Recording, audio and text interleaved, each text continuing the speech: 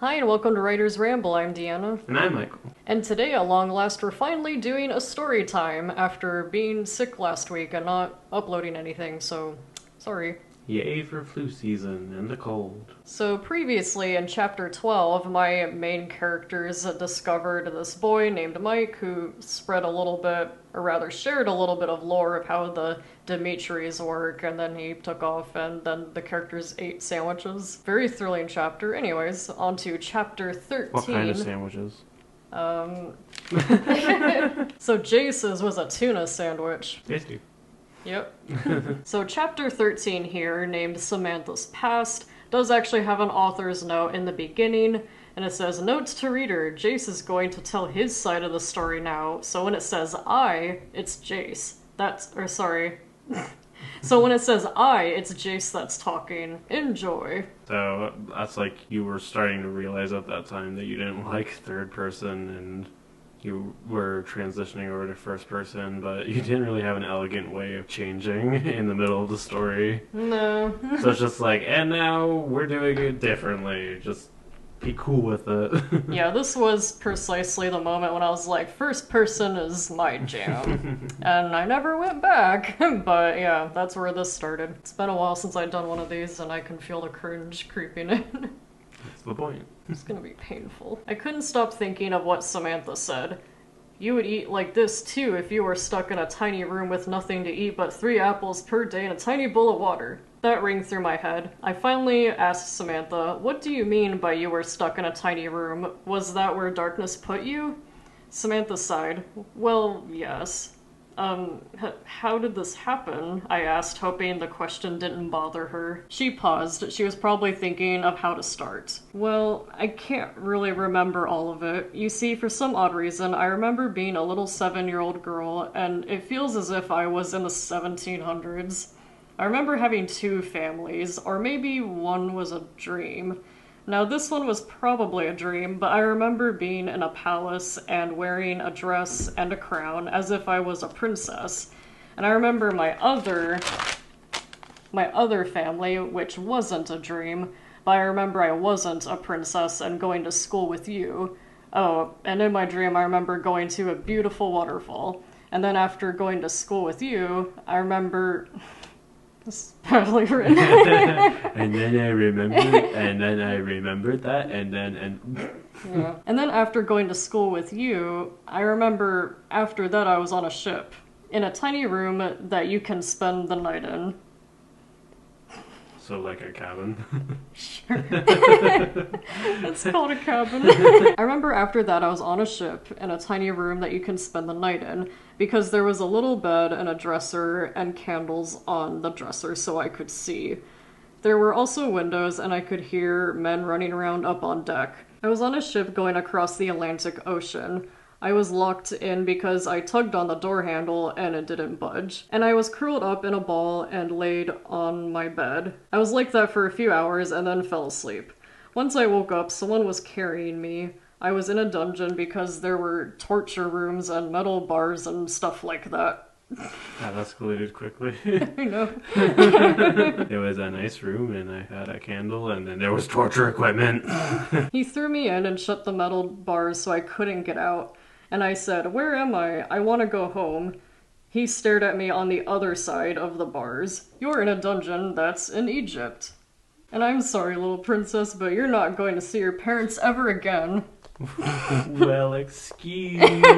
"I'm afraid you're stuck here. Wish I could let you go, but I'm not in charge around here. You're gonna stay here until you rot."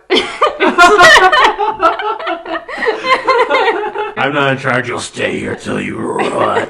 Anyway, I gotta get back to my work. Oh, it's my lunch break. Anyway. I hope I have a tuna sandwich. "You're gonna stay in here until you rot into the ground." And I couldn't help but cry out, "No, let me out. I want to go home to my mom and dad." "Quiet," he yelled. "You are not going home, so you better get used to your new room." Then he left. I examined the room. There was dirt on the floor, a big stone for me to sleep on. Very cozy. A window far up, too high for me to reach, and 2 bowls. One had 3 apples, and in the other had collected water from the ceiling. Samantha finally... Huh? Ew. Yeah. Samantha finally stopped talking. I looked at Samantha. I'm so sorry to hear that. I was stuck there for 4 years, Samantha said with sad eyes. I looked at her. Now you can have a good life, starting now. Samantha looked at me with happier eyes and a thoughtful smile. Do you really think that? She asked. Oh yeah, you sure can, I said. I mean, you're out of that cell and can now live your life like you've always wanted to. She smiled big. You're right. I can now do stuff that I haven't experienced yet. And I can eat oranges. And we're all going to experience something that no one has ever done. I asked Samantha, and what is that? She looked at me with proud eyes. Defeating darkness. That's the end of this chapter. I do like the story structure of it. Like, it hints at the fact that you actually are able to write, or you have the capacity within you to actually become a writer, because, like, flashbacks and story structure, stuff like that, I feel like are things that you haven't really done yet in your story, and you're starting to, like, add in things that, like, make sense in a story to have. So I'm starting to evolve a little bit here as a writer. A little tad. I do think some of it was, like, accidentally hilarious. You're gonna run into the ground. Into the ground. I also have some sick drawings in here. There's, like, one, you know, where she's confused and remembers 2 different lives, 2 different families. So one, she's wearing, like, a princess-looking dress, and the other one, she's going to school with Jason. For some reason, her arms are just out. Really weird. She's Superman. The other one, she's in her... Well, the first one's the luxury cabin room, and the other one is where she's going to rot. Yeah, and there's like a crack on the wall, and there's water dripping out, and there's a window at the top with, like, wind blowing in, so you know it's always fucking cold there. Well, it is Egypt, though. It's cold at night in deserts. That's true. I also have, like, this picture of Mike.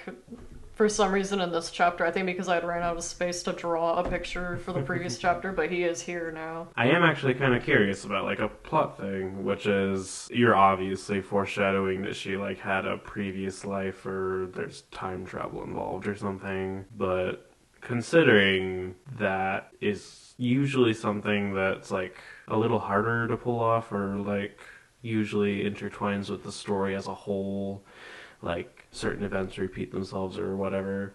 I guess I'm just kind of curious how it's gonna happen. Do you have any theories? Not really. Because, like, the thing is, take a movie like The Mummy, for example. There's, like, themes of reincarnation with that one, but there's also, like, characters from the past who, like, are brought back to life. So there's a sort of connection throughout the years in the form of, like, reincarnation or resurrection, whereas here this is, like, the first it's being brought up, so I don't know where it's like there's no other characters so far that have been like that, so I don't know if Jace is eventually going to start having weird memories of a past life or something like that. Or that's, like, the only thing I can think of right now. Or maybe Darkness is going to be like, you were my arch enemy back in the day. Yeah, so that's it. we pretty much covered everything. This was kind of a short chapter. Like, I looked at it, it looked like it was kind of longer, but it really wasn't. So I think, yeah, it's also a sign that you were starting to write longer and have, like, less happen in, you know, super duper short amounts of time. Which is good. It's better for pacing. I'm not saying that like it's a bad thing. I mean, like, they at least had a good conversation, like a little connection between, like, Jace and Samantha. You know, like, he was positive. He had a positive outlook on her future, which she responded positively to because her life has been shit. I was kidnapped for 3 years. Yeah, but now you're not. Oh. It was 4 years, sir. Oh, my bad. I was thinking of the 3 apples. Join us for Chapter 14, What Happens When I Sleep. And with that, I've been Michael. And I've been Deanna. And tune in next time for What Happens When You Sleep. The answer may shock you. Bye. Bye.